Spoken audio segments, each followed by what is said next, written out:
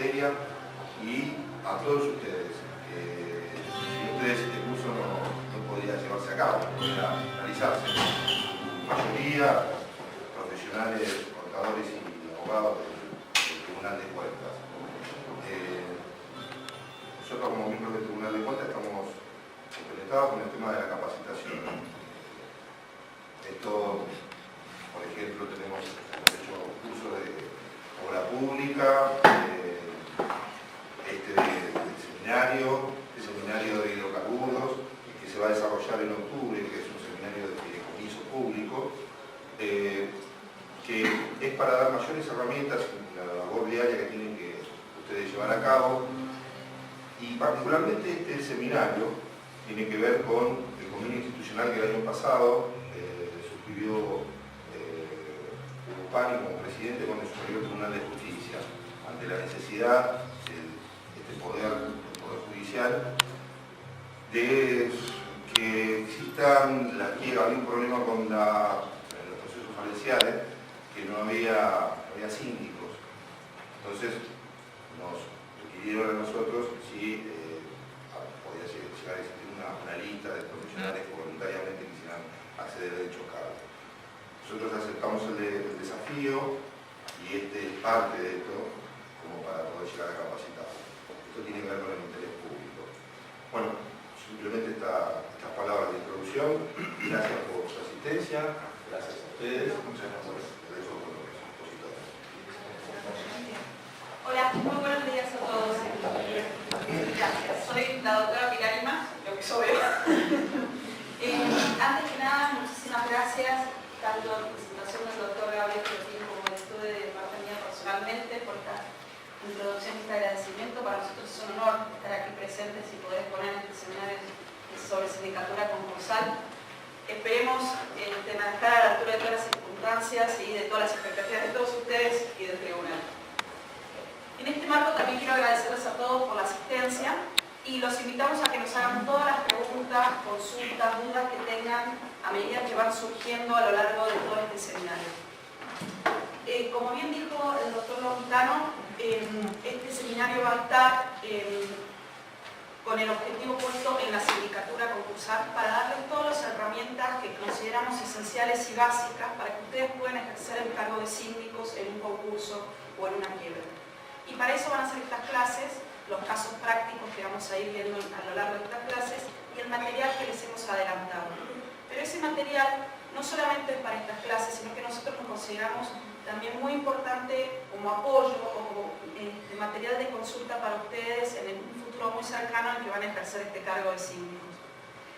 Como ustedes saben, este seminario está dividido en 6 módulos, la mitad de ellos dedicado a los aspectos legales del concurso y la quiebra, y la otra mitad dedicado a los aspectos contables de la quiebra. Obviamente por esta función contable que tiene un síndico en un concurso y una quiebra, y en este proceso especial que es el concurso y quiebra. Y es por eso que necesitamos darles las nociones y principios generales de un concurso, que eso obviamente es nuestra parte jurídica.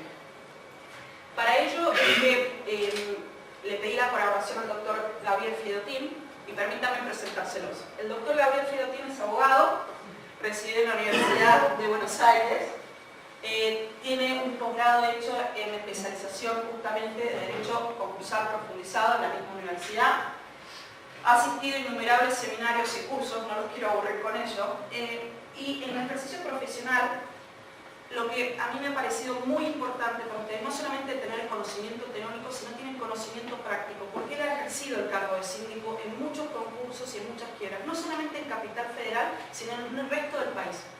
Y además ha asesorado legalmente, mejor dicho, a los síndicos cuando son contadores en otros concursos y en otras quiebras, y también ha actuado como abogado de parte en otros concursos y quiebras. Esto significa ser abogado del concursado o ser abogado de los acreedores principales, generalmente los bancos.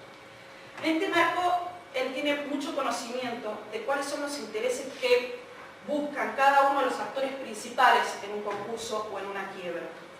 Es por eso que él les va a poder transmitir mucho mejor toda esta práctica que tiene en cuáles son los deberes, las funciones, las facultades, las obligaciones que tiene un síndico en una quiebra. Con estas palabras yo ya los dejo en manos de las capaces manos del doctor Fidotin. Muchas gracias. Bueno, un gusto, muy buenos días. le agradezco las palabras, sobre todo el mucho conocimiento que tengo en la materia. Feliz día a los abogados, no sé cuántos asistentes, me parece que igual la mayoría son contadores. Y bueno, un poco refrendando lo que dijo la doctora Imaz, la idea es darles algunos conceptos que, si bien son jurídicos, tienen una conexión directa con la función del síndico concursal. Es decir, que sobre todo la primera parte, donde no interviene el órgano sindical, pero cuyos fundamentos, una vez que en el momento que se haga un concurso, un proceso falencial, estos primeros elementos les van a servir de ayuda o de información para realizar su tarea. Bueno, me voy a sentar un ratito, así no me canso y después vuelvo a parar. La idea un poquitito es explicarles que tanto para el concurso preventivo como la quiebra, que es la parte liquidativa de todo concurso, el presupuesto esencial y objetivo de la apertura, creo que ustedes lo habrán oído nombrar, es el concepto de cesación de pagos. La cesación de pagos es un requisito de prácticamente admisibilidad para la apertura de todo proceso concursal y es un concepto que fue variando durante el tiempo, es un concepto muy elástico, muy abierto, en virtud que originalmente se asimilaba el concepto de cesación de pagos simplemente al incumplimiento, era sinónimo de incumplimiento. Posteriormente se pudo advertir que podía haber incumplimiento, pero no estaba en cesación de pago. ¿Por qué? Porque aparece incumplimiento simplemente era momentáneo o fácilmente superable. O al revés, podía haber una situación de cumplimiento regular del deudor, pero estaba en cesación de pagos, estaba ocultando una situación. ¿Por qué? Porque el cumplimiento de sus obligaciones lo hacía a través de medios ruinosos, venta a precio vil o situaciones de crédito, tomar créditos muy caros o usurarios.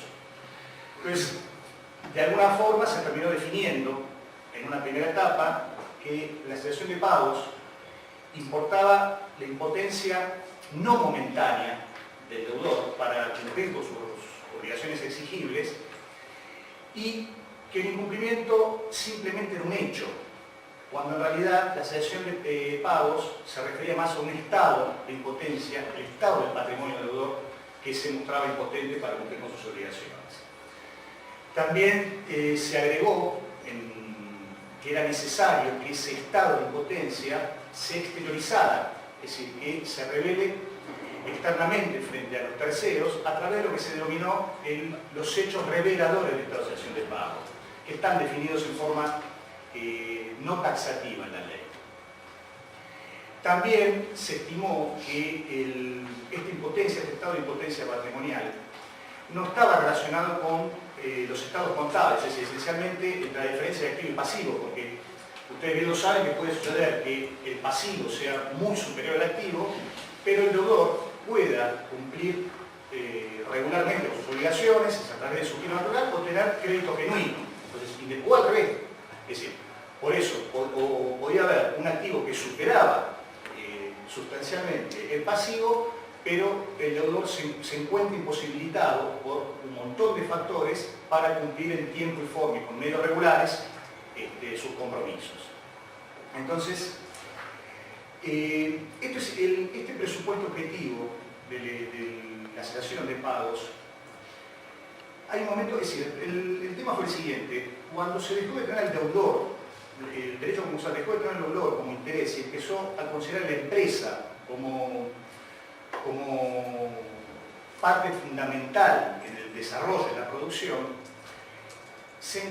muchos autores intentaron tratar de sustituir la cesación de pagos como presupuesto objetivo, es decir, tratar de morigerarlo.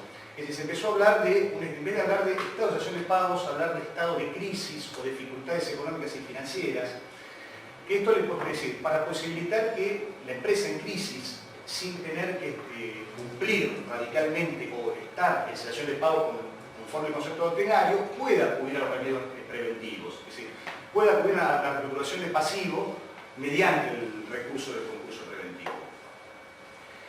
Más allá de eso, hoy sigue siendo la cesación de pagos el presupuesto objetivo y ustedes van a encontrar, nosotros en los papeles, en los antecedentes que le mandamos, van a encontrar que hoy en día, actualmente, muchos magistrados en diferentes jurisdicciones siguen requiriendo en las presentaciones concursales que esté exteriorizado este estado de impotencia patrimonial, es decir, definido como cesación de pagos. Es decir, muchas veces muchos magistrados entendían que el juez no debía meterse en el análisis sobre la debilidad si el deudor estaba o encuadraba, o si estaban los requisitos de la cesación de pagos, que esencialmente tienen que ver más con la generalidad y permanencia de este estado de impotencia. Es decir, generalidad porque involucrar a todo el patrimonio sin importar las obligaciones, y permanencia que no sea un estado momentáneo, es decir, que esta crisis esté prolongada en el tiempo. Pero a pesar de ello, muchos magistrados han entendido que si estos requisitos no aparecen, no solamente confesados por el deudor, sino que surcan de los balances, surcan de los estados patrimoniales, surcan de todos los elementos de la situación patrimonial que tiene que presentar el deudor, directamente no abrían el concurso. Otros, en cambio, dicen que no es un tema que el juez podía meterse mucho, ya que la propia confesión del deudor, es decir, como un hecho revelador de ese estado, ya en el caso que se cumplan el resto de los requisitos, el juez era suficiente para abrir, tal cual. Lo que les quiero decir es que, más allá de eso, uno advierte que en las presentaciones concursales, los letrados, sobre todo los abogados, a veces minimizan las explicaciones y simplemente por el hecho de decir estoy en sesión de pagos porque no puedo pagar deudas fiscales o simplemente porque el mercado se me cortó porque mi principal cliente también se concursó y simplemente con esto quieren acceder al remedio concursal. Lo mejor sería, un tema de práctica recomendable es no, tratar de explicar, tratar de acreditar estos hechos reveladores que la ley exige en forma enunciativa, tratar de ponerlos en el escrito. No solamente explicar bien cuál fue la causa de la acción de pago, la situación patrimonial, la causa, qué hechos la generaron, sino específicamente en forma precisa detallar qué se entiende, por qué la empresa entró en crisis y en qué momento entró en crisis. Es importante porque esto, primero, el magistrado, las partes, los acreedores, el síndico el día de mañana designen en el momento de la apertura, de alguna forma se cumple con el deber de colaboración que se le impone al concursado. Es decir, más allá de que después se puedan advertir inconsistencias, irregularidades, porque no están veraz lo que está presentando por motu propio concursado. Pero esto hace que el juez predisponer bien al juez y a los funcionarios, en el sentido de que, bueno, por lo menos pusieron todas las cartas sobre la mesa. No es que simplemente esto tiene un fin, a ver, están viendo cuál es el fin, a quién se quiere perjudicar, que no se está mostrando realmente la situación patrimonial. Bueno, a partir de eso, le digo, es decir, sigue siendo que tener en cuenta que la cesación de pagos sigue siendo un concepto que se sigue aplicando aún en la actualidad, con algunas excepciones que el propio ordenamiento concursal exige. Cuando yo digo excepciones, no es que no tiene que estar la cesación de pagos como presupuesto objetivo, sino la ley prevé para algunos supuestos, morigera lo que yo les comenté antes, el tema de concepto de relación para aliviar las dificultades permanentes, financieras o económicas, y en algunos casos directamente ni siquiera requiere, en el caso, por ejemplo, específico del concurso en caso de agrupamiento, es decir, cuando dos o más personas físicas o jurídicas pueden, que eso lo vamos a ver un poquito más adelante, pueden acceder a solicitar en forma conjunta el remedio preventivo, exigiéndose solamente que uno de ellos esté en cesación de pagos, pero que ese estado pueda afectar por las específicas vinculaciones que tiene con el resto del grupo a la integralidad de ese conjunto económico. Es decir, una excepción sería el principio de cesación de pagos, que constituye el caso de concurso en caso de agrupamiento. Otra excepción que podría válidamente considerarse es lo que el Instituto del Acuerdo Preventivo Extrajudicial. Es un tema novedoso, un instituto novedoso a partir del año 95, que por la reforma de la 24522 fue muy cuestionado, ¿no? Porque existía el acuerdo preventivo extrajudicial antes de esa reforma, pero Era un acuerdo en definitiva, no se sabía mucho por qué estaba la ley de concurso, porque los efectos, en caso de homologación de ese acuerdo, era simplemente para las partes que lo suscribían. La importancia radical hoy de la ley es que comienza en una etapa privada, contractual, es decir, que el deudor negocia con todos sus acreedores, firma este acuerdo con las conformidades pertinentes, pero cuando le requiere y el juez homologa este acuerdo, tiene los mismos efectos que la homologación de un acuerdo en el marco de un proceso de concurso preventivo. La diferencia, como estamos hablando, que en este caso el acuerdo preventivo extrajudicial no requiere la cesación de pagos para presentarse. Habla simplemente de que el deudor que esté en dificultades económicas y financieras o de cesación de pagos, pero esta conjunción disyuntiva puede estar o no puede estar en cesación de pagos siempre que esté en dificultades o en crisis financiera. Ni siquiera los requisitos es como que se le exige mucho decir, por supuesto hay que expresar cuáles son las dificultades o por qué se llegan a dificultades. Entonces, de alguna manera también, una excepción al principio de que se requiere la cesación de pago como Estado para acceder a un proceso concursal. Uno de los puntos un poquito más conflictivos es que está metido en el caso del concurso del grupo económico, el concurso de caso de agrupamiento, es el concurso de garante.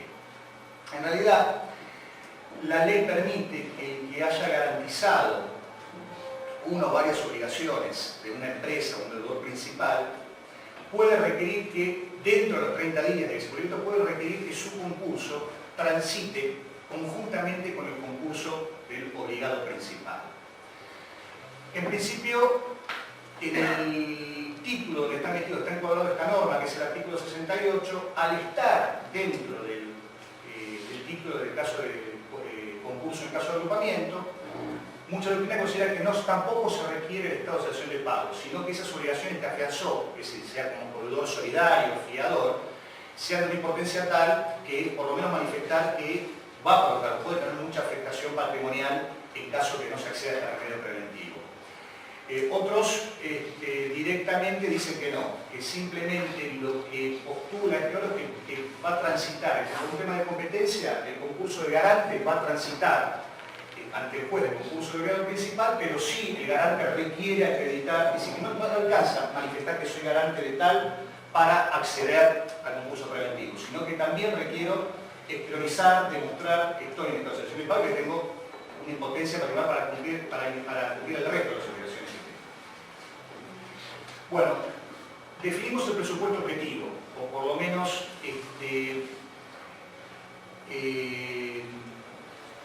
la ley sigue exigiendo, y los tribunales así lo entienden, que la cesión de pagos es el presupuesto de admisibilidad para acceder al remedio concursal. También es necesario, a los efectos de decretar una quiebra, una fase liquidativa, pero ahí puede haber unas exigencias diferentes. Ahora, el tema, el presupuesto subjetivo, que está definido, que está esencialmente destinado a quiénes son las personas que pueden estar concursadas. Está definido el artículo 2 y en principio el primer punto dice que todas las personas de existencia visible, es decir, todas las personas físicas, sean comerciantes o no sean comerciantes, pueden acceder al remedio del concurso preventivo. Originalmente, hace muchos años, esto no estaba posibilitado, es decir, la persona que no era comerciante no podía acceder al remedio concursal. Recién a partir del año 73, a través de la modificación de la ley, se permitió, pero sin transitar en la justicia comercial, a las personas no comerciantes pedir el concurso, de capaz que algunos que tengan mi edad un poquito más se acuerdan del concurso civil, la palabra concurso civil de las personas, es decir, aquellos que no eran comerciantes. Posteriormente, a partir del año 83, se unifica, es decir, que todas las personas físicas, sean comerciantes o no, pueden acceder al estar en concurso. Bueno, después, aparte de las personas físicas, por supuesto, las personas de existencia ideal, regularmente constituidas, y algo novedoso también es que se le permite a las sociedades del Estado, cualquiera sea el nivel de participación, es decir, la sociedad de economía mixta, pueden también acceder al solicitar solicitar la formación de concurso preventivo.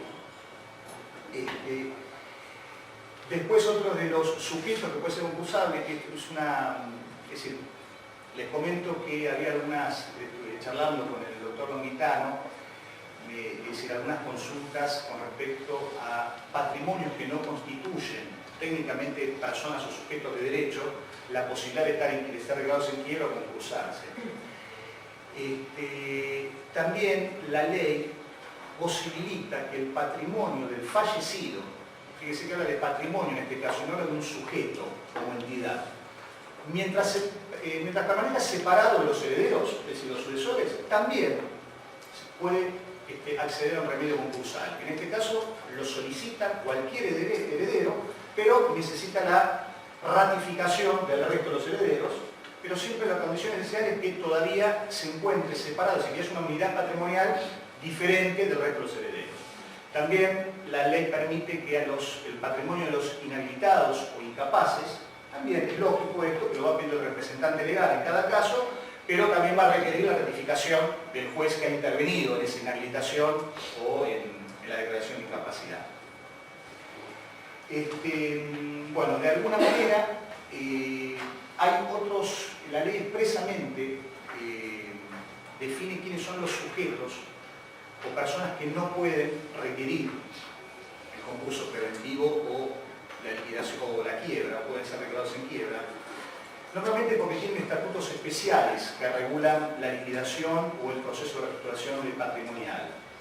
La ley expresamente define, por ejemplo, las mutuales que no pueden presentarse a concurso, las compañías de seguro tienen un régimen especial, lo que eran las FJP, y en especial es decir, cualquier persona que tenga un estatuto especial para su liquidación. Bancos, las entidades financieras no pueden solicitar el concurso preventivo. La propia ley de entidades financieras regula la forma de liquidación.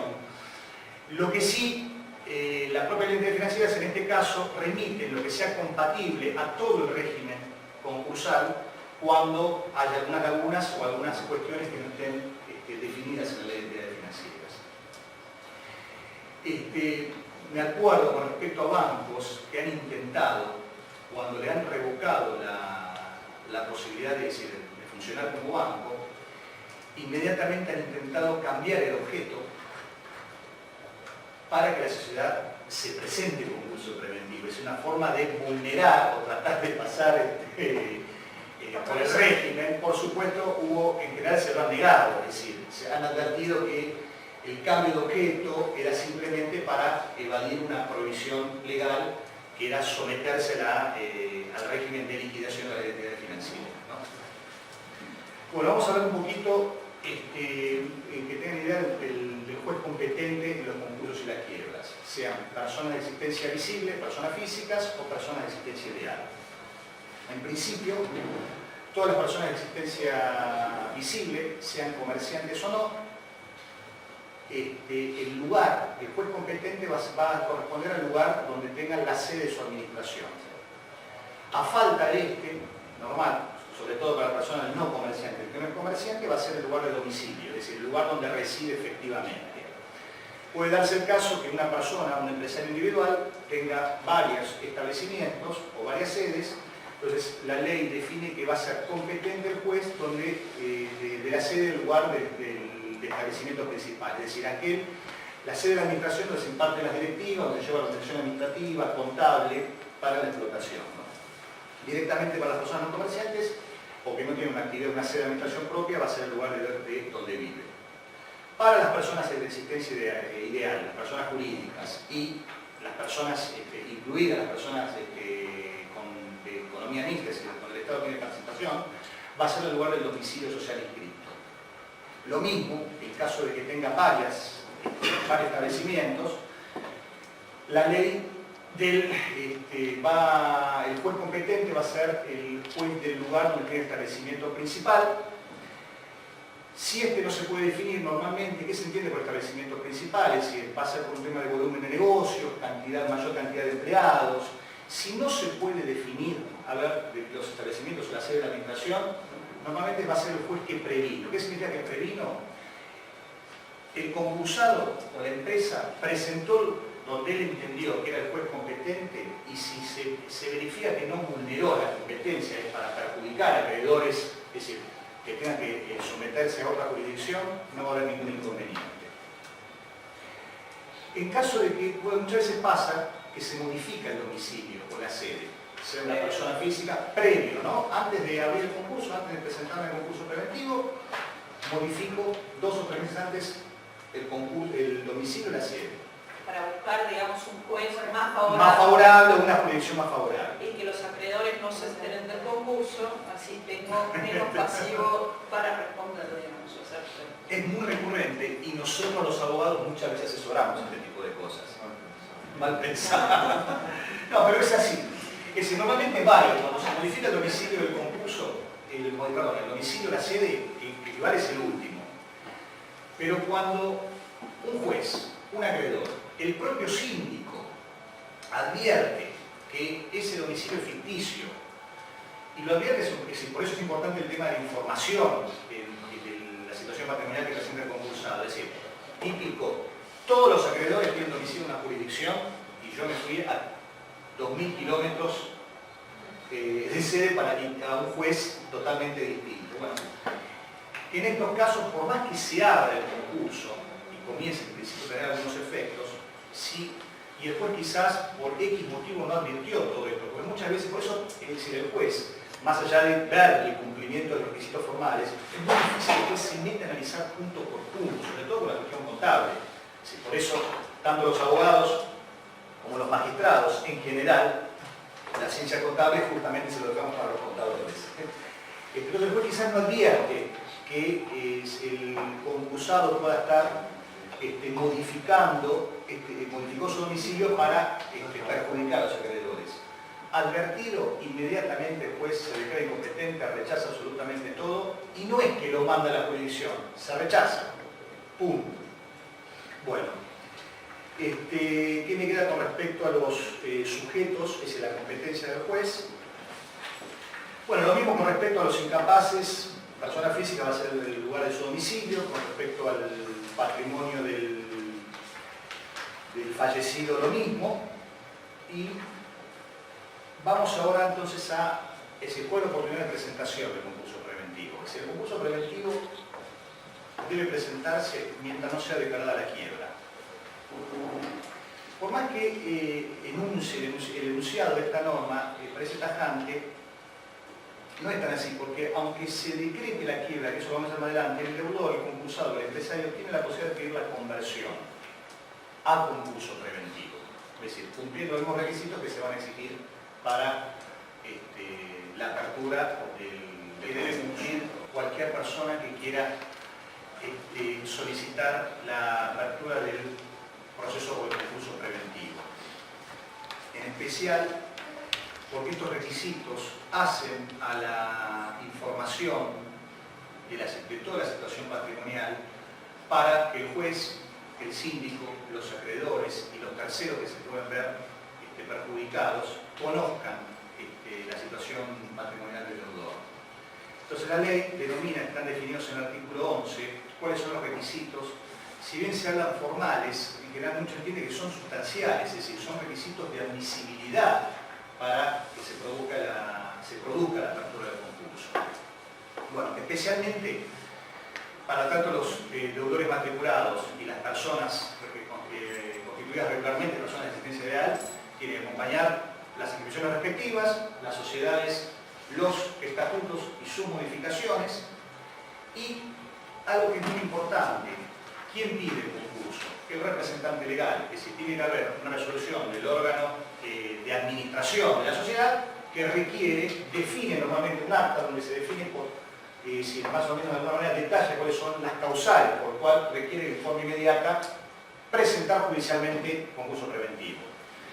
Algo que es muy importante, este pedido efectuado por el representante legal, y esto pasa frecuentemente en los concursos, que a veces por omisión, a veces por tiempos, esta presentación, este pedido por el organismo, por el presidente o el gerente de una sociedad, tiene que estar ratificado dentro de los 30 días por el órgano de gobierno, sea la Asamblea de Accionistas, sea los votapartistas en la SRL. Y esta falta de rectificación inexorablemente implica el rechazo de la presentación. Es decir, muchas veces pasa que se abre el concurso, se omite acompañar esta resolución del órgano de gobierno que decidió continuar con la presentación concursal, con los trámites del concurso. Y acá los jueces, por más la preservación de la empresa, por más la trascendencia que implica, le tienen por desistido la presentación. Por eso se habla muchas veces que son requisitos más que formales, sustanciales. Bueno, esto por un lado, esto tiene que ver más con las personas de existencia ideal. Lo que también tienen que, el segundo punto que tiene que todo concursado tiene que expresar en su presentación es las causas, es decir, de la situación patrimonial. ¿Cuáles son las causas que provocaron la asociación de pago y en qué momento se produjo este tema que estamos hablando al principio, el presupuesto de admisibilidad, es decir, las causas de la asociación de pago y cuáles son los hechos por el cual se haya manifestado esta crisis o esta dificultad o impotencia patrimonial.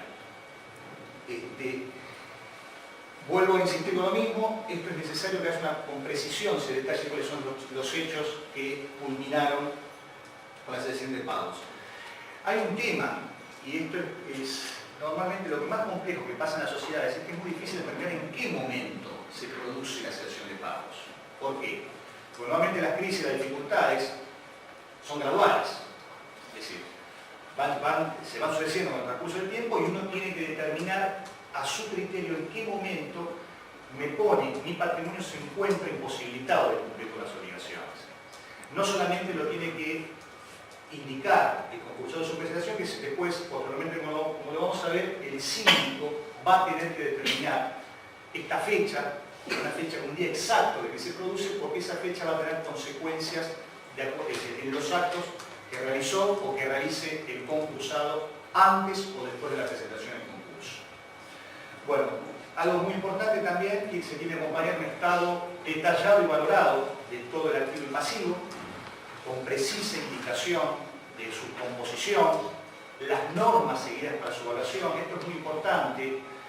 El juez, si no advierte qué criterios de evaluación se toman, será el que aconseje el contador o el equipo contable que tenga la empresa, pero es necesario porque esto es un requisito, ¿no? No indicar los criterios de evaluación tanto del activo y del pasivo también provoca a veces el desistimiento del concurso. Perdón, una pregunta. La que sea. La fecha esta de cesación de pago Sí, señor. debe ser expresada por el representado. Totalmente. Puede no coincidir el síndico con esta fecha. Totalmente. Eso es muy atinente la pregunta. Normalmente uno identifica esta fecha cuando se producen una gran cantidad, como hechos, una gran cantidad de incumplimientos.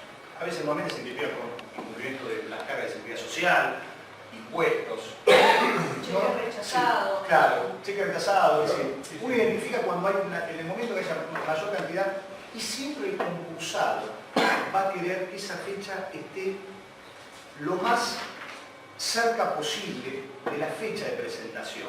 Vuelvo a insistir, esto lo vamos a ver por los efectos que tiene la determinación de esta fecha.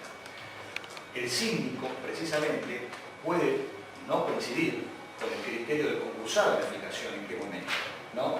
¿Por qué le va a interesar al concursado que esté cerca de la presentación? Porque en caso de que quiebre la empresa, y esto lo vamos a ver un poquito más adelante, todos los actos realizados entre la fecha, el día ese que se ponga como fecha de acción de pagos, anteriores a la quiebra, van a estar mirados con lupa, pueden ser revocados.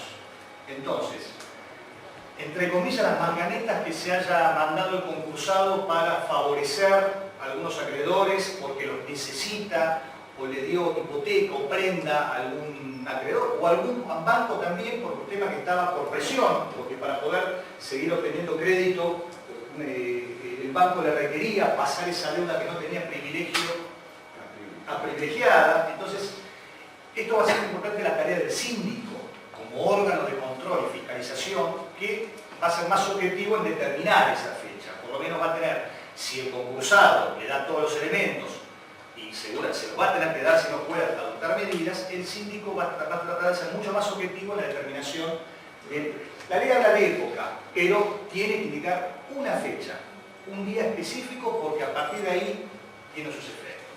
Y, perdón, Sí, sí. y agrego que le va a ayudar, digamos, para poder determinar esa fecha exacta, el análisis previo que tiene que hacer el síndico de la situación de la empresa antes de la presentación en concurso. Y ese análisis previo que tiene que hacer el síndico va a, obviamente, tomarlo de datos del concursado y de documentación que va a tener del concursado, ya sea empresa o persona física, y tiene que hacer un análisis en base a base de índices, porque lo exige la propia ley y se lo tiene que presentar al juez. Y en base a ello va a tener, digamos, más allá de los elementos que toma como fuente para hacer ese análisis le va a demostrar, le va a ir demostrando, con ese análisis base de índices, cuál va a ser la fecha próxima a la cesación de pago. Este análisis previo, análisis de los índices previos, lo vamos a ver en detalle en el módulo siguiente. El fin de semana que viene vamos a analizar un caso práctico, les enviamos un caso práctico y tenemos los Excel por los índices y demás y números. Si ustedes, perdón, no me quiero adelantar en cuanto al análisis específico de cada uno de los índices, porque si no nos vamos a quedar sin material para la semana que viene. Pero si ustedes quieren traer también, creo que se nos hemos adelantado, si ustedes quieren traer las notebooks, los tablets con el Excel para trabajarlo aquí va a ser ideal. Como ustedes quieran, si lo quieren traer eso no vamos a tener inconveniente. Perdóname, no, por favor, también era para completar, es decir, no es que lo tiene que hacer a ciegas el síndico de cómo puede determinar la fecha exacta de la cesación de pago. Va a tener muchos elementos que va a tener que procesar a través de este análisis, más los otros elementos que va a tener, lo tiene que indicar, si yo mal no recuerdo, en el informe general. El informe general también es uno de los temas que vamos a ver en el módulo 3 y en el módulo 4. Módulo 3 desde el punto de vista legal y en el módulo 4 cómo se hace contablemente el informe general del síndico. Bueno, siguiendo con los requisitos que el deudor debe presentar, aparte del estado valorado y detallado del activo y pasivo, también, por supuesto, tiene que indicar el deudor, el estado, la ubicación y gravámenes de los bienes, ¿no? También, asimismo, este estado valorado del activo y pasivo debe estar acompañado de una certificación contable, ¿no? Certificación de un contador público que de alguna manera avale la declaración que está haciendo el deudor de sus estados contables. También se le exige acompañar al deudor el balance de todos los estados contables correspondientes a los 3 últimos ejercicios, ¿no? Es decir, no solamente pueden ser los balances exigidos por las normas tanto del Código de Comercio, Ley de Sociedades, sino también aquellos que voluntariamente efectúe o que le exija la liquidación de acuerdo a la actividad en la que esté inmerso. Por otra parte, también, el deudor tiene que acompañar una nómina de acreedores, indicando el domicilio, la causa de los créditos, el monto de los mismos, si tienen codeudores o fiadores. También, y esto es importante, porque una cosa es la nómina general de todos los acreedores y también debe acompañar un legajo por cada acreedor. Este legajo es importante porque en este legajo va a estar, el deudor tiene que acompañar copia de la documentación que sustente ese crédito, ¿no? Estos requisitos los jueces son bastante exigentes. Muchas veces los concursados dicen que no poseen documentación, que no la tienen. Entonces, esto hace esta exteriorización de la documentación que sustenta la denuncia de acreedores, hace la transparencia del concursado. Si un juez o un síndico ve que solamente nombra pirulito de tal o que le debo a tal, al juez ya le empieza a crear una idea de que estos serán acreedores reales o no. Entonces, lo correcto es cumplir con la norma, acompañar copia de esta documentación y con la certificación también del contador público entre la concurrencia, entre la copia que está acompañando y los registros contables o documentación que obren en sede de la concursada. También tiene que acompañar una certificación en el cual, contable, en el cual se mencione la inexistencia de otros acreedores, es decir, que esto hace a que el deudor, en cuanto al pasivo, lo está declarando íntegramente.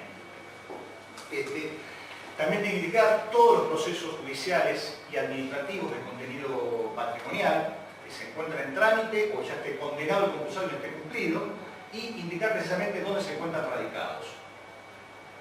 Los libros de comercio los tiene que enumerar, en principio, si bien es el de entrada tiene que enumerar todos los libros de comercio, todos los libros societarios y todos los libros que lleve el deudor, ¿no? Y decir y explicar cuál es el último folio utilizado en cada uno. Después van a ver por qué, porque esto tiene relación, en caso de que se cumplan todos, cuando el juez abra la resolución de apertura, qué se van a hacer con los libros. Tiene que denunciar si hubo un concurso anterior, directamente. ¿Por qué? Porque van a ver que hay situaciones donde se puede rechazar un concurso a pesar de que están cumplidos todos estos requisitos sustanciales, porque hay un plazo de inhibición que no se cumplió. Es decir, ninguna persona, ningún deudor se puede volver a presentar el concurso si no transcurrió un año de que se declaró el cumplimiento de uno anterior. También tiene que ver cuando ¿se acuerda que les conté que si no se cumple, por ejemplo, con la ratificación del órgano de asamblea de decidir a continuar, se lo va a traer por desistido? Bueno, si lo tiene, lo puede volver a presentar. Es decir, me desistieron el concurso, lo vuelvo a presentar. Pero si tengo pedidos de quiebra pendientes, los tengo que levantar porque si no, no me permiten. Normalmente, y esto es especial que lo van a ver, lamentablemente es práctica empresarial histórica, ¿Quién se presenta en concurso? Ya viene ahogado.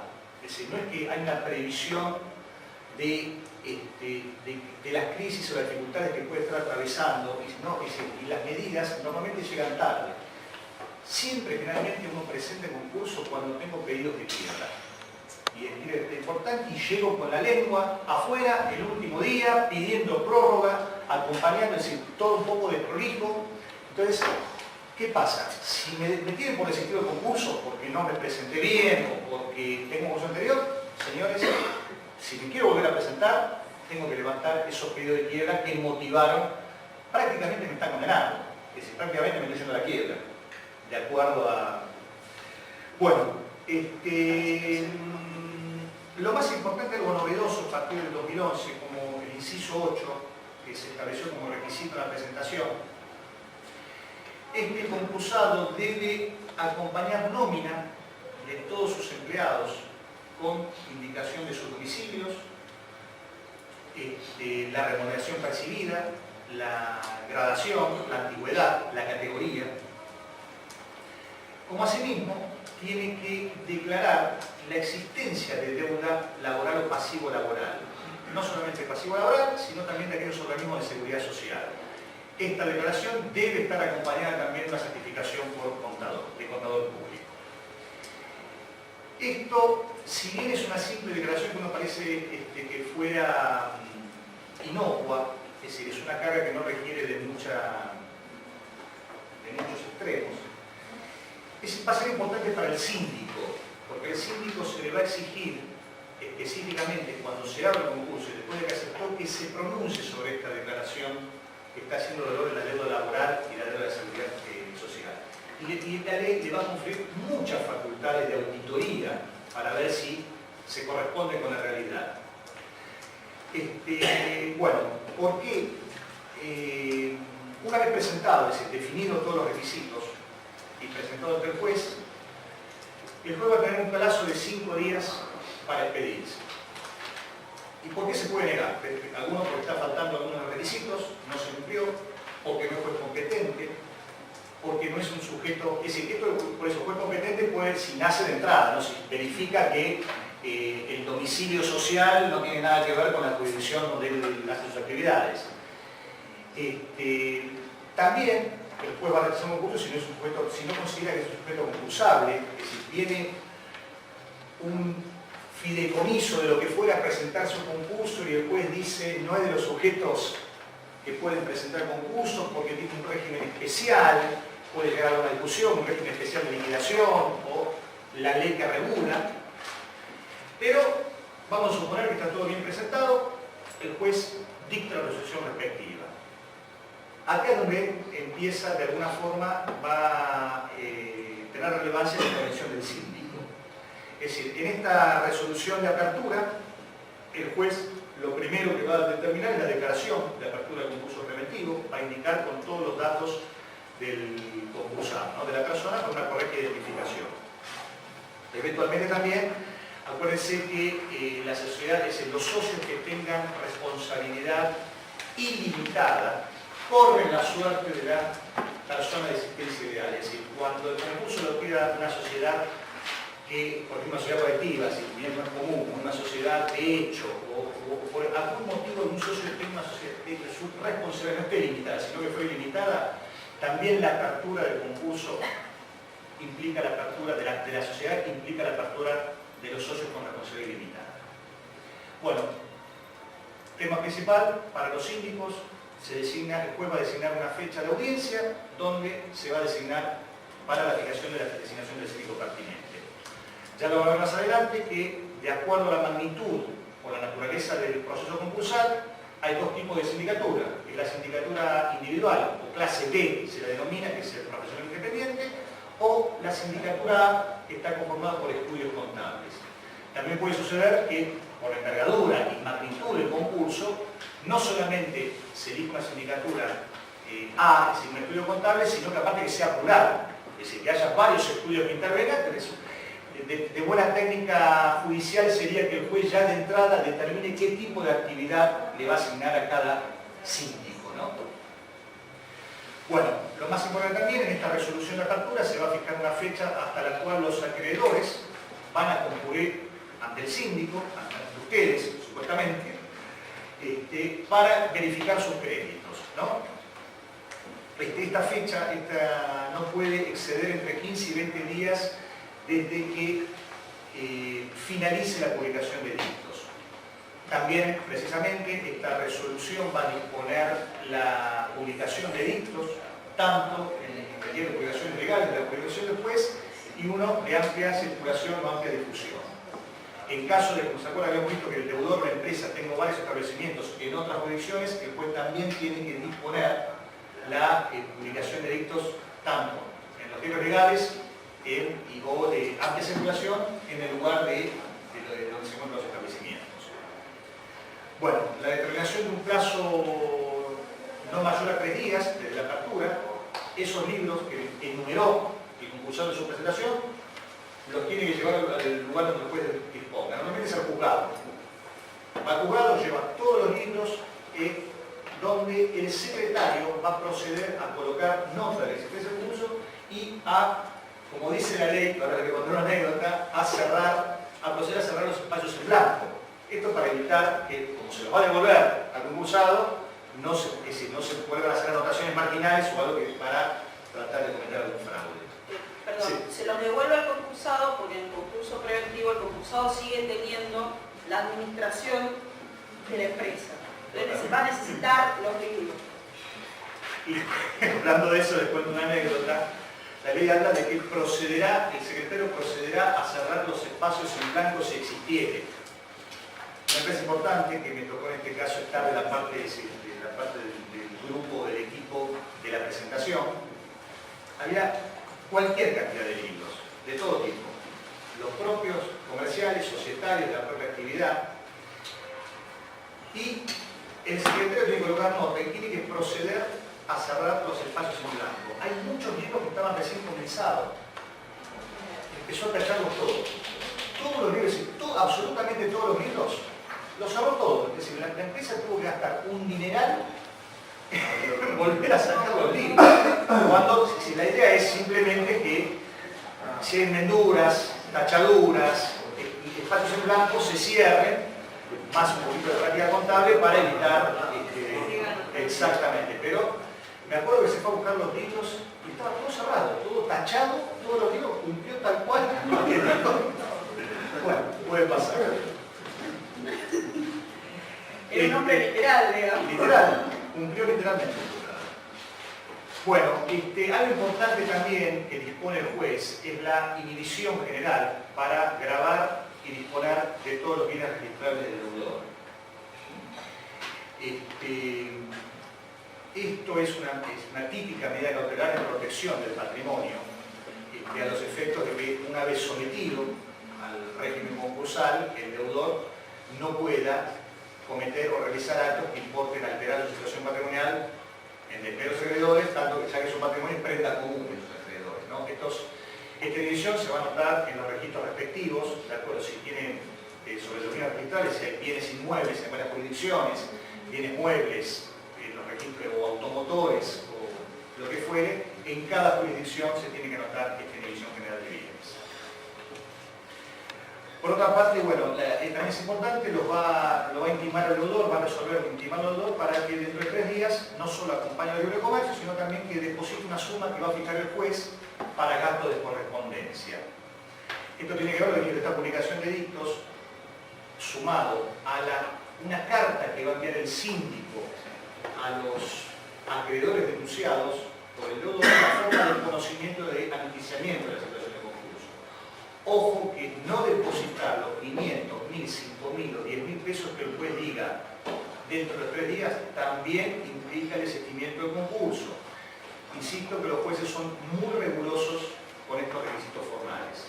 Entonces hay que tener cuidado porque muchas veces, aparte, a veces se hace por un tema de dilación, es decir, como que a veces el abogado, sobre todo, cree que por las necesidades del concursado, darle más tiempo entre que la presente y que se abra, pero los jueces a los 3 días no se depositó, no se llevaron los delitos, no se dejaron los delitos a confronto, lo que fuere, no se empezó la publicación, desistimiento del concurso. Y después, volvemos, les reitero que volverlo a presentar quizás no es tan fácil. Bueno, lo más importante, me olvidaba también se fija en esa resolución, va a fijar una audiencia, que es la audiencia informativa, que se fija con 5 días antes de lo que se denomina el periodo de exclusividad. El periodo de exclusividad, se los adelanto rápido, es el periodo que va a tener el deudor para negociar con sus acreedores el acuerdo que haya presentado. Esta audiencia se va a fijar con 5 días antes, una audiencia informativa, que se le va, hoy la ley es novedoso también, la ley exige que se publique por medio visible a todos los trabajadores en todos los establecimientos que tenga el deudor.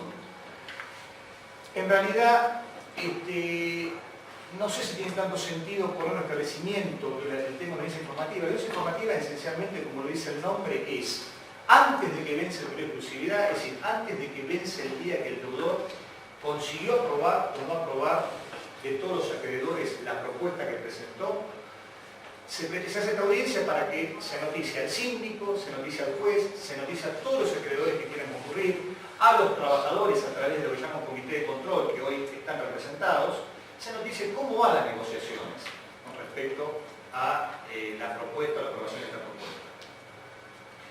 Bueno, lo más importante, uno de los temas más importantes que define esta resolución, y ahí sí la intervención, que le cabe intervención a los síndicos, es que le exige al síndico, luego de los 10 días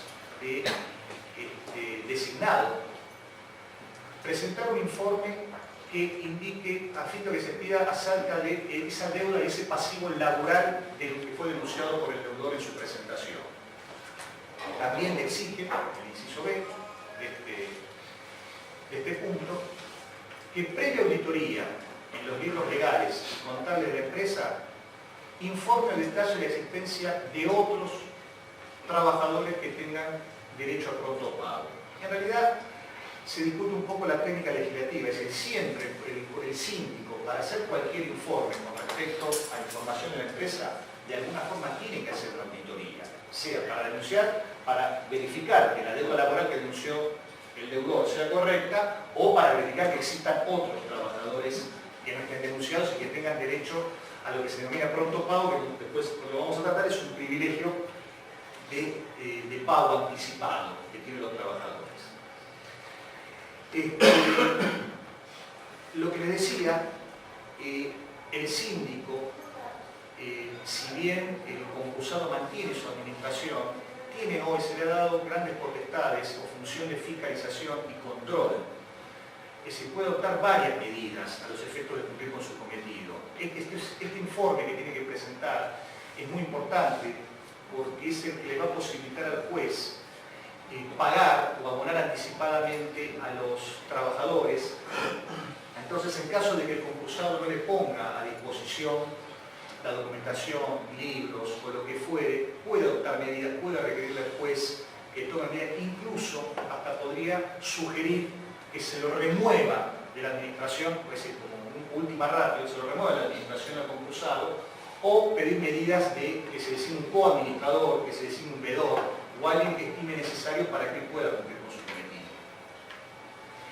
Otro, el inciso 11 del artículo 14 de esta resolución de apertura también le exige presentarle al síndico otro informe relacionado con el anterior, que es un informe de la evolución de la empresa, que es un poco lo que hablaba antes la doctora Imas, y determinar la existencia de fondos líquidos disponibles, como asimismo también el cumplimiento de las normas legales y fiscales por parte del concursado. Este informe también se ata con lo anterior, es decir, la evolución de la empresa, es decir, de entrada se va a referir, va a tomar lo que presentó, los estados contables presentado por el concursado, pero sería conveniente también que se involucre, de acuerdo al tipo de actividad, quizás no de entrada porque no va a tener muchos datos, pero hacer una proyección de lo que es las actividades y operaciones de la empresa, es decir, para ver si se puede determinar esta evolución. Este informe es mensual. Por lo que veo yo por la práctica que está viendo, muchas veces no se cumple y los jueces tampoco están tan pendientes. Se dan cuenta que se presenta este informe cuando viene el síndico y lo presenta. Me parece que se me está sacando un poquitito la trascendencia que tiene, porque es un informe que tanto el juez, tanto los acreedores, tanto el resto de los jueces pueden tener información acerca de la evolución de esta empresa. Pero esencialmente el tema de la existencia de fondos líquidos disponibles. ¿Qué se entiende por fondos líquidos disponibles? Este concepto se modificó. Antes la ley hablaba del resultado de la explotación, que se equiparaba a fondos líquidos. Pero en realidad se definen fondos líquidos y disponibles, es decir, mensuales, es aquellos fondos que no estén aplicados a otros conceptos. ¿Por qué es importante que existan fondos líquidos y disponibles? Porque esto es lo que va a posibilitar que los trabajadores cobren, es decir, las deudas laborales se cobren anticipadamente. Entonces, se requiere que el síndico presente este informe. Puede pasar, si bien la ley dice que es un informe mensual, a veces por la magnitud, volumen o significación de la empresa, uno tranquilamente puede pedir que en vez de que sea mensual, que se le permita que sea trimestral. Lo importante es que se presente, porque es una forma de conocer la marcha de la empresa para todos, no solamente para que es relevante, por ejemplo, viene en el momento que el empresario tenga que presentar, bueno, le voy a pagar de esta manera, sino que evalúa fríamente lo que le presenta el deudor, sino que tiene un informe sindical, del órgano sindical, que le permite evaluar, ¿es cumplible esta propuesta? Pero mira, si todo el índice financiero, es la cuestión del Estado patrimonial, es todo lo que dice el síndico, me parece que cuando llegas a la esquina. Entonces, por eso es importante este informe. ¿No es así? Sí, sí. Bueno, y otro tema novedoso a partir de la reforma de la 26684 del 2011 es que conjuntamente en la resolución de apertura se designa la constitución de un comité de control. Antes se denominaba comité de acreedores directamente. Hoy es un comité de control y como el propio nombre lo dice, tiene funciones tanto de información y control, algunas equiparables a la que tiene la sindicatura, pero lo novedoso de este instituto es que antes simplemente estaba formado por los acreedores de mayor monto que denunciaba el deudor.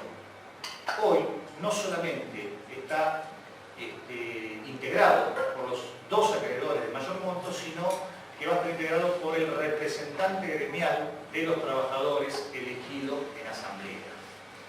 No es un tema menor esto, justamente por las facultades de control y de información que tiene. Es decir, la definición de las funciones está en el artículo 260, pero lo que tiene que tener, es decir, es importante señalar que hay 3 comités en la etapa del procedimiento concursal. Uno es este, que se designa, ni bien lo designa el juez, tomando en cuenta, a ver, quiénes son los acreedores de mayor monto, quirografarios, no que tengan privilegio, y el tema que normalmente cómo hace el juez, lo que no va a tener, quién es el representante gremial. Y aparte que ese representante gremial que se presente esté legitimado, es decir, que sea realmente el representante de los trabajadores elegidos en la asamblea. Así que normalmente se dilata la conclusión, a pesar de que el juez lo tendría que designar en el acta de apertura del concurso, se dilata un poco. El segundo comité es en el momento donde hay que lo van a ver, hay un momento que el deudor, una vez que tiene definido todo su pasivo, que haya una resolución judicial que definió en una primera etapa cuál es el pasivo, cuáles son el listado de los acreedores a los cuales el deudor le tiene que proponer la propuesta, los tiene que categorizar. Cuando se dicta el juez, y sobre esa categorización o clasificación de acreedores el juez se tiene que expedir. Cuando el juez se expide, dice, bueno, les doy un ejemplo, que es una clasificación común, proveedores, acreedores financieros, acreedores fiscales, y lo que fuere, en ese momento vuelve a designarse un comité de control. Y el definitivo, que va a ser el juez lo va a designar cuando se homologue, en caso de que se homologue, que el juez, que el concursado haya logrado la conformidad de acreedores para aprobar y homologar la propuesta de acuerdo. Como les decía, este comité de control tiene varias facultades, puede requerir todas las medidas que estime necesario, puede meterse en la contabilidad del concursado, puede requerir la exhibición de libros, requerir la exhibición de comunicación, le puede requerir al juez que adopte medidas, puede requerir que tome medidas protectivas del patrimonio, conservatorias, qué sé yo. De alguna forma se le dio un funcionamiento que seguramente al empresario mucho no le gusta, ¿no? Porque tiene al representante legal de los trabajadores, que es cierto que antes, y no hay que ser hipócrita, al trabajador se le dejaba totalmente de lado en lo que eran las decisiones y las funciones. Bueno, un patrimonio que está en crisis, un patrimonio que está impotente, la ley consideró que los trabajadores tienen que tener algún poder o un poder de control, una participación precisamente para, es decir, continuar o que se posibilite continuar con la actividad de la empresa. Bueno, pronto pago, tema importante. ¿Se acuerdan que hablamos de ese informe que tiene que hacer el síndico? Una vez que está previsto en el artículo 14, en el inciso 11, este informe especialmente está destinado a lo que se denomina pronto pago. ¿Qué es el pronto pago? Es una vía excepcional y especial que tienen los trabajadores para cobrar anticipadamente sus acreencias. Perdón, antes me olvidé de comentarles, cuando estamos en una sesión de pagos, que hay ciertos principios del régimen concursal que rigen todo el procedimiento. Uno esencialmente son tres, es decir, los más especiales. Uno es el principio de universalidad, es decir, ¿por qué es la universalidad? Porque comprende todo el patrimonio del deudor y en su fase activa, tanto todos los bienes como todas las deudas, es decir, el universo de los acreedores. Principio de colectividad o principio de concurrencia, es decir, que todos los acreedores deben someterse bajo este procedimiento. Concurren, es decir, deben acceder al reconocimiento de sus créditos ante el juez concursal. Y creo que uno de los más importantes que significa es el principio de igualdad de trato, conocido, no sé si han escuchado lo que se llama par condicio creditor o igualdad de tratamiento de los acreedores. Este es un principio que en general está plasmado en casi todos los institutos que regula la ley concursal. Era necesario que yo les explique, pero esta igualdad de trato implica que ya de entrada se sabe que tanto el concurso en quiebra, sea concurso preventivo para conseguir la recuperación y la preservación de la empresa, o la quiebra como fase liquidativa, todos los acreedores siempre pierden. Es decir,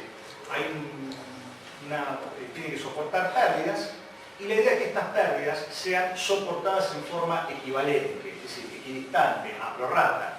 Esto es el mecanismo del principio de la pars conditio o igualdad de tratamiento. Por eso le digo, volviendo al tema del pronto pago, es importante que les manifieste esto, porque el pronto pago implica una vía especial, una vía extraordinaria de pago, ya que por el carácter alimentario se les permite a los trabajadores cobrar anticipadamente sus créditos laborales, aunque sean de causa a título anterior. De alguna forma, es una excepción a este principio de pars condito creditorum, o igualdad de tratamiento. Es decir, esencialmente está motivado por el carácter alimentario del crédito laboral y debe estar sujeto a diferentes requisitos. Es decir, en general la doctrina precisamente la ha definido como un pago, una utilización de pago extraordinario, lo definió como un super privilegio, ¿no? Pero bueno, está fundado por razones asistenciales y razones de carácter alimentario que detectan los créditos laborales. La ley determina un procedimiento que de alguna manera puede estar definido en dos etapas procesales bien diferenciadas. Es decir, una vez que acuérdense del informe, siempre me remito al informe del síndico, que es donde tiene que expedirse acerca de los acreedores laborales denunciados por el concursado y los que él haya podido constatar y que el concursado no los denunció. Puede ser por error o puede ser ex professo, a propósito por X motivo no lo quiso denunciar. O porque si el concursado pensaba no lo denuncio esta deuda porque está controvertida, porque estoy entre cartas, documento y todavía no está definido, o por lo que fuera. Bueno, presentado el informe, el juez directamente puede autorizar el pago de estos créditos laborales que están beneficiados por el pronto pago. Normalmente, es decir, la ley determina en el artículo 16 cuáles son los rubros y los créditos que están amparados por el beneficio del pronto pago. En realidad son todas las remuneraciones debidas al trabajador, en realidad de las últimas 6, es decir, los últimos 6 meses.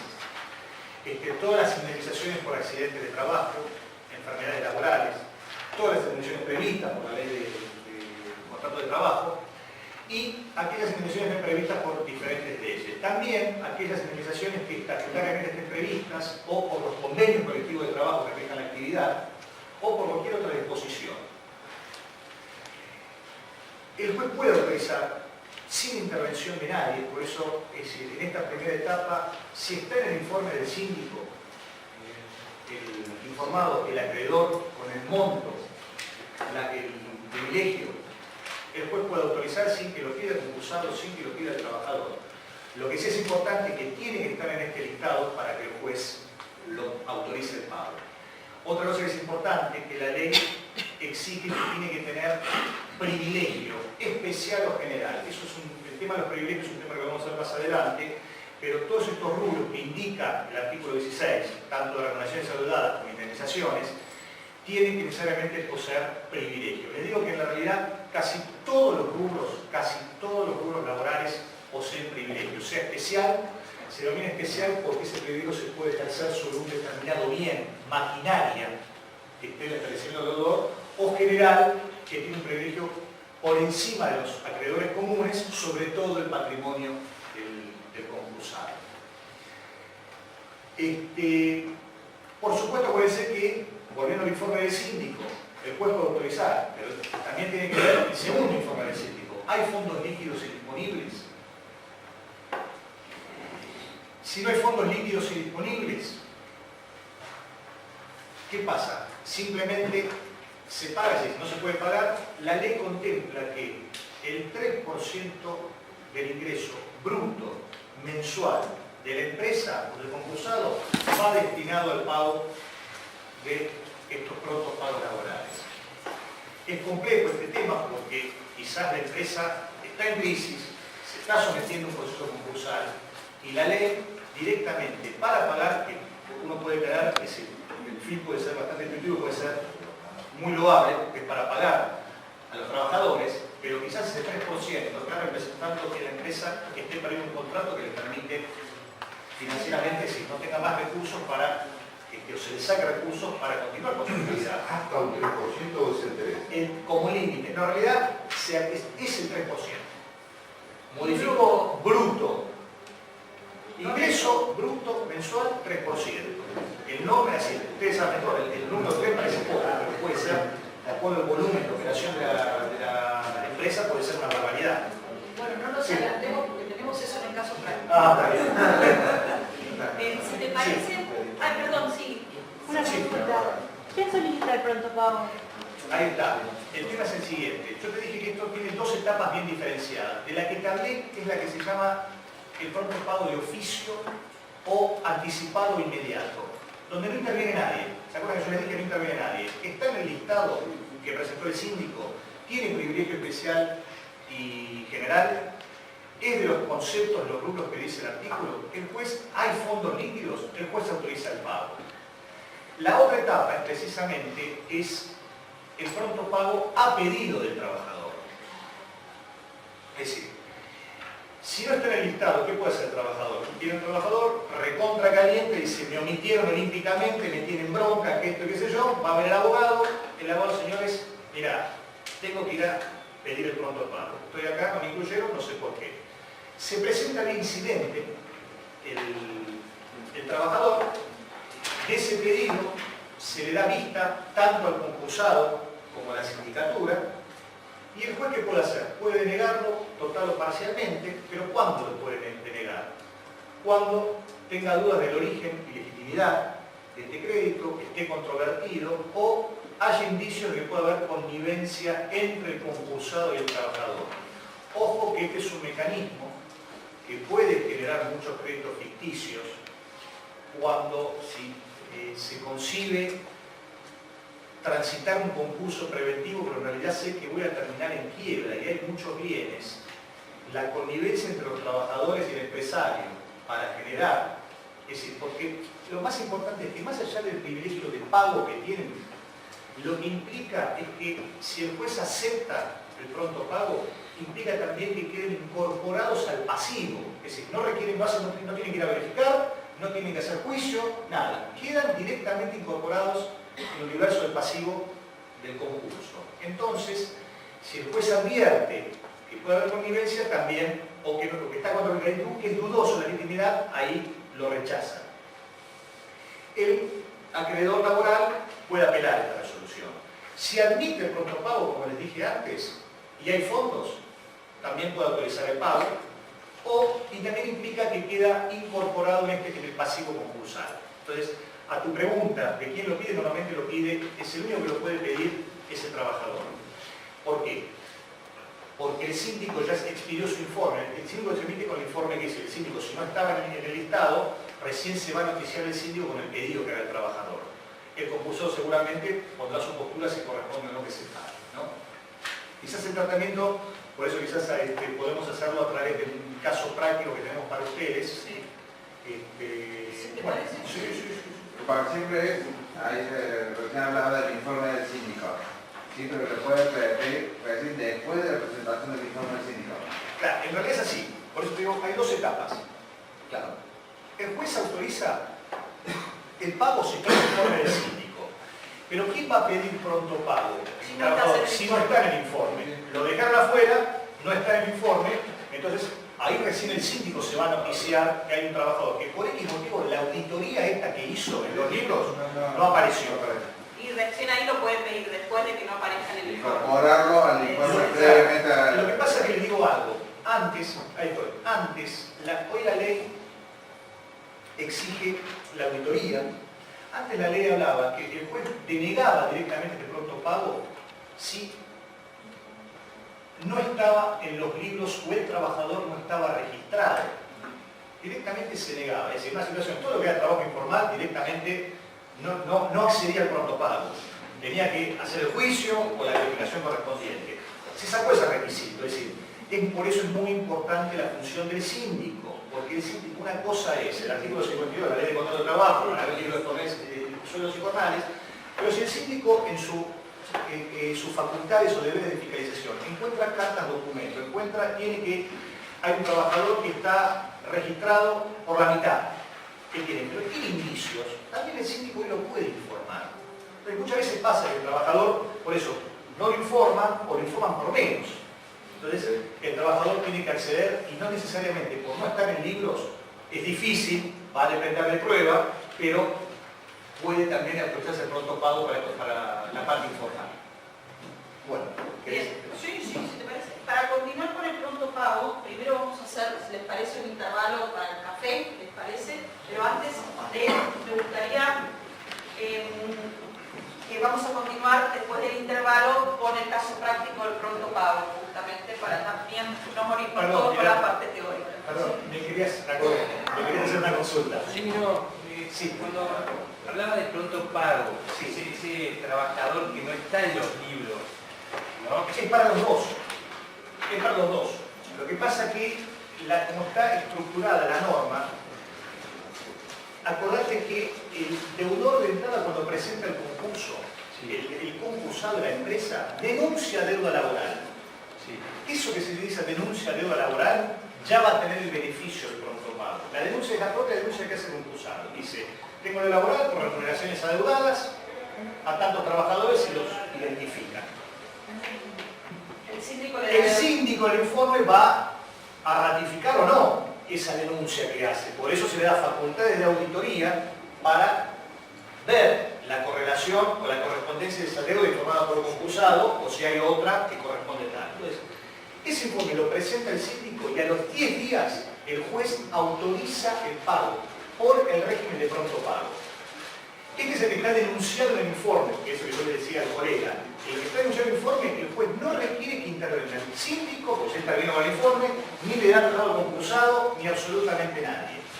El otro es el que, cuando no estás informado, y también tiene derecho a pronto pago, porque se trata de remuneraciones adeudadas, aunque estaban en negro, cuando se trata de indemnizaciones, es decir, un crédito laboral, una causa que ya estaba en despido, indemnizaciones adeudadas, por lo que fuere, por también DRT, indemnizaciones por accidente de trabajo, enfermedades. Entonces, lo que define el pronto pago son los rubros.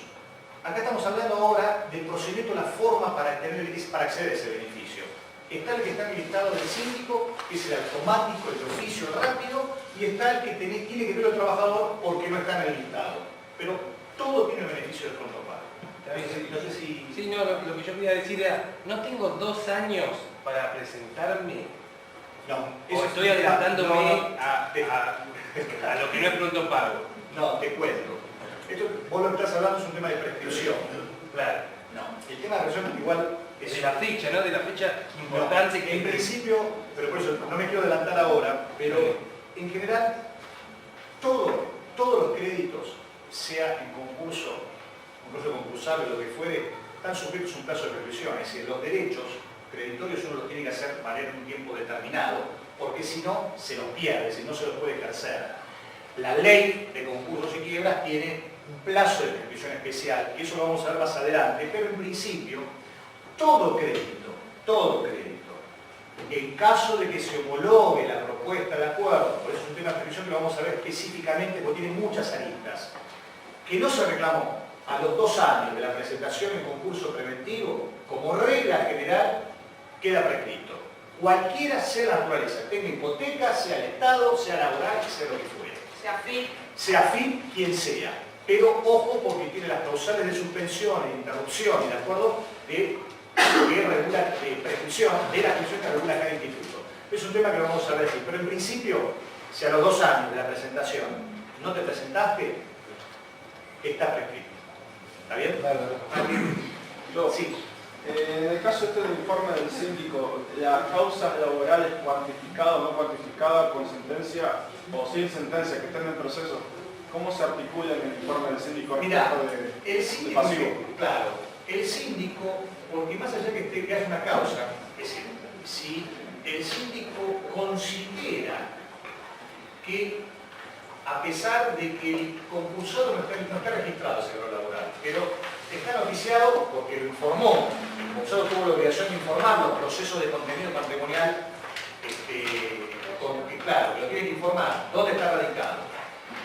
Si el síndico considera que los rubros reclamados, aunque no haya sentencia todavía, pero considera que son procedentes y que en realidad la defensa fue destinada simplemente a dilatar la obligación de pago laboral, aquellos rubros que no tengan duda, el síndico puede aconsejar que se paguen y el juez lo va a recetar. Por eso lo mismo que le decía antes, si bien es complejo, o puede decir parte sí y parte puede aconsejar que venga el trabajador y que haga un incidente o que se termine el juicio para poder acceder al resto, pero parte se lo puede dar.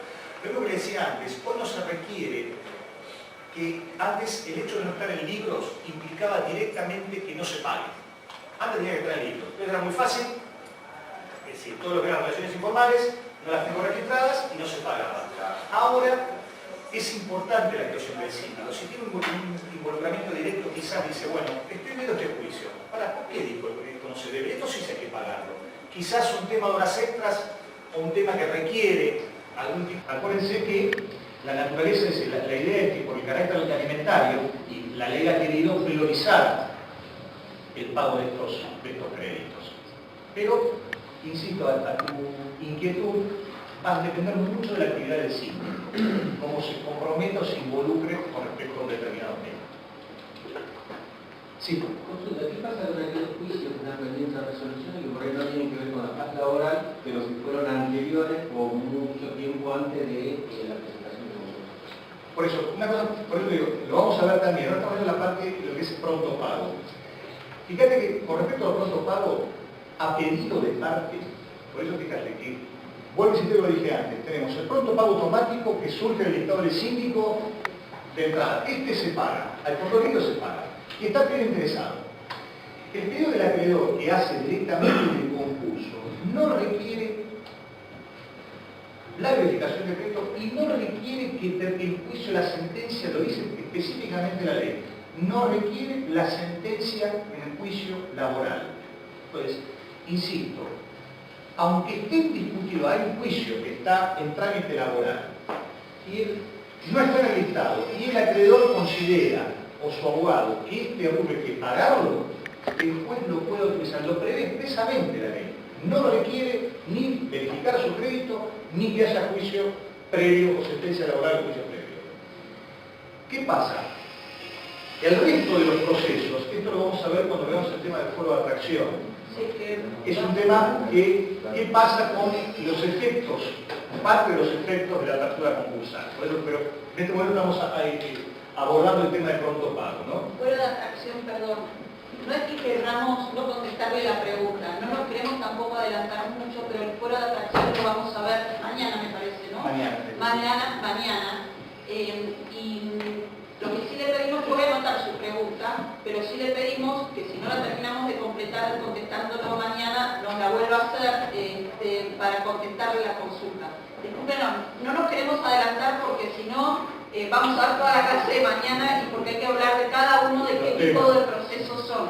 No es lo mismo, por decirlo así, una sentencia de divorcio, no es lo mismo un desalojo, no es lo mismo un daño sin perjuicio, no es lo mismo así.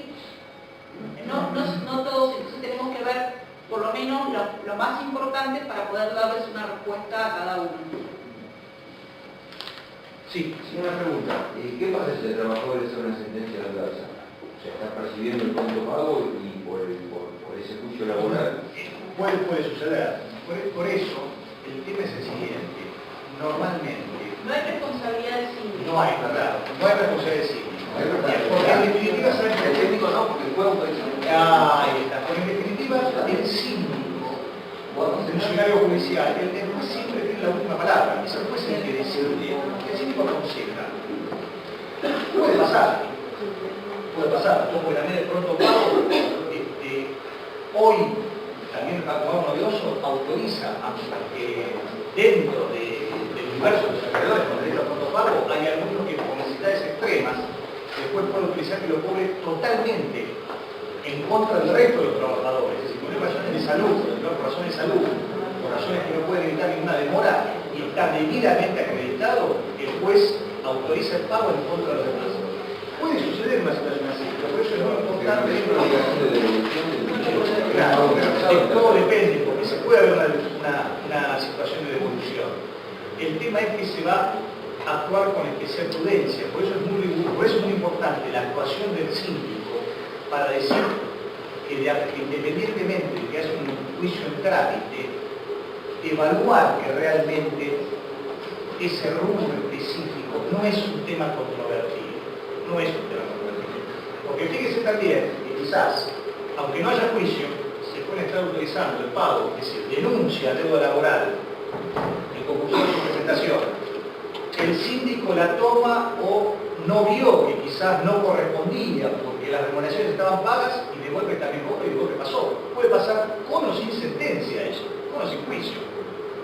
el automático, no el que es apelo de parte, el juez directamente autoriza el pago y que ya se está autorizando pago de algún rubro que o que rubro que estaba mal informado por el síndico. Pueden pasar las dos cosas. La devolución a un trabajador se va a tomar, pero no es que quizás le digan, quizás lo van a hacer a prorrata, quizás si tienen todavía más crédito para cobrar, le van a decir, bueno, van a compensar con lo que cobró anteriormente. Todo va a depender del caso específico, ¿no? No sé si... Bueno. ¿Alguna otra pregunta?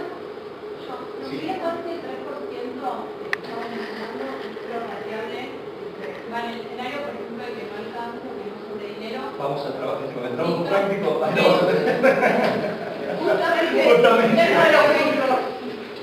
Bueno, somos 26 personas. Lo que vamos a hacer entonces, si les parece, dividirnos en 5 grupos después del intervalo. Digan si ustedes quieran, ya se conocen ustedes mejor que yo. ¿Hay algún abogado presente? Muy bien, lo que voy a pedir es que todos los abogados lo estén en un grupo, por favor, se incluyan en cada uno de los grupos. Y les voy repartiendo, no se los reparto,